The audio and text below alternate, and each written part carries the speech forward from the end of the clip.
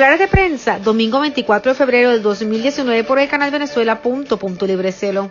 El presidente encargado de Venezuela, Juan Guaidó, anunció este sábado desde el puente Tienditas en Cúcuta que mantendrá una reunión con los cancilleres del Grupo de Lima y con el vicepresidente de los Estados Unidos, Mike Pence.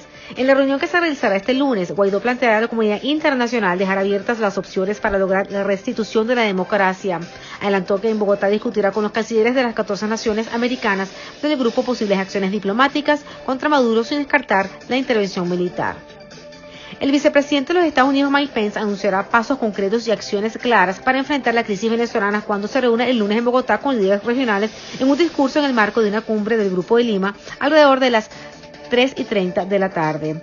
Previamente a eso, el vicepresidente Pence se reunirá con el presidente encargado de Venezuela, Juan Guaidó.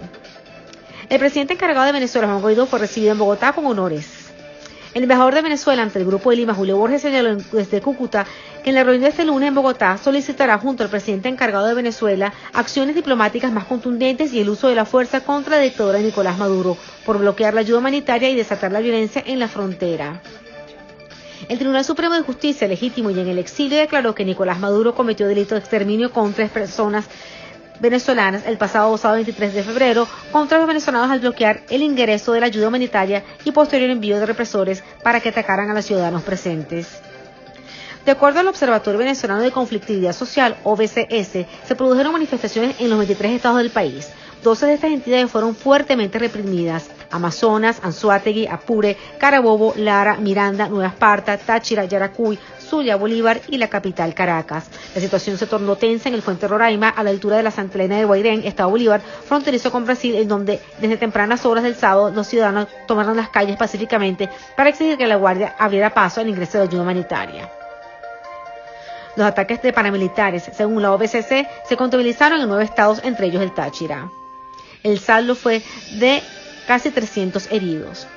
El Estado criminal convirtió ayer a Santa Elena de Guairén en la cuna de la muerte, así lo denunció el exparlamentario y abogado defensor de los derechos humanos y coordinador de la Asociación Civil Defensa por los Derechos Civiles, Rafael Narváez. El resultado de la represión, el uso excesivo de la fuerza ejecutada por la FANB y los colectivos deja un saldo de 15 muertos y decenas de heridos, lo que constituye un verdadero ataque sistemático a una población civil y configuran crímenes de lesa humanidad establecidos en el artículo 7 del Estatuto de Roma, suscrito y ratificados por el Estado venezolano. El ataque civiles desarmados que reclaman el ingreso de ayuda humanitaria a Venezuela dejó 4 muertos y más de 40 heridos, todos con impactos de bala este 23 de febrero. La respuesta del régimen de Nicolás Maduro potencia la amenaza de la intervención militar en Venezuela, advierte el especialista en Derecho Internacional y Relaciones Internacionales, el doctor Mariano de Alba. El portavoz del Centro de Especialidades Médicas de Ureña, cercano al sitio de enfrentamientos, precisaron este domingo a la agencia de noticias EFE que atendieron a más de 100 lesionados que se presentaron en diferentes heridas. El gobernador del estado brasileño Roraima declaró el domingo un estado de emergencia médica, según un comunicado de prensa del Ministerio de Salud de Roraima.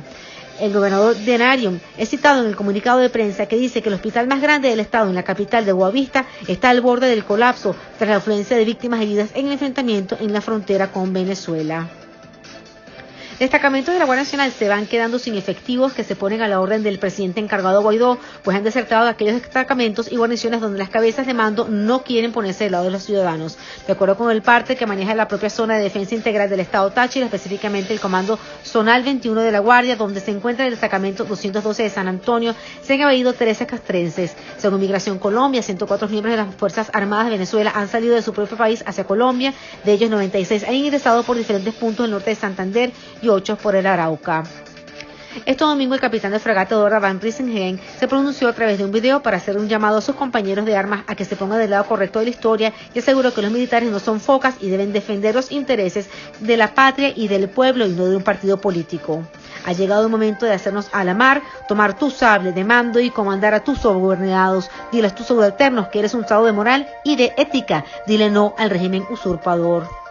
Iris Varela apareció en el puente Ureña escoltada por un grupo de civiles armados la mañana de este domingo 24 de febrero. Valera estuvo un buen rato grabando imágenes con un celular mientras los civiles armados la acompañaban junto con algunos funcionarios de la Guardia Nacional. Internacionales.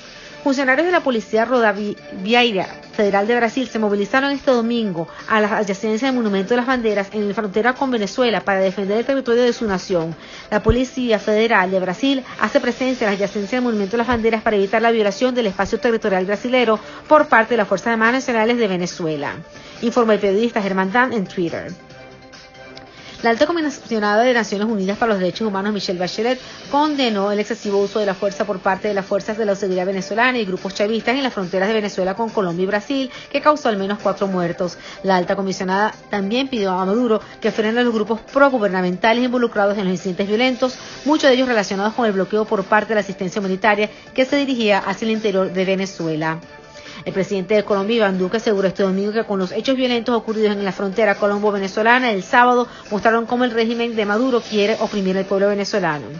El presidente de Panamá, Juan Carlos Varela, afirmó este sábado que la actitud del mandatario de Venezuela, Nicolás Maduro, cuyo segundo gobierno no reconoce, le recuerda los últimos días del dictador panameño Manuel Antonio Noriega, derrocado por una invasión estadounidense en 1989.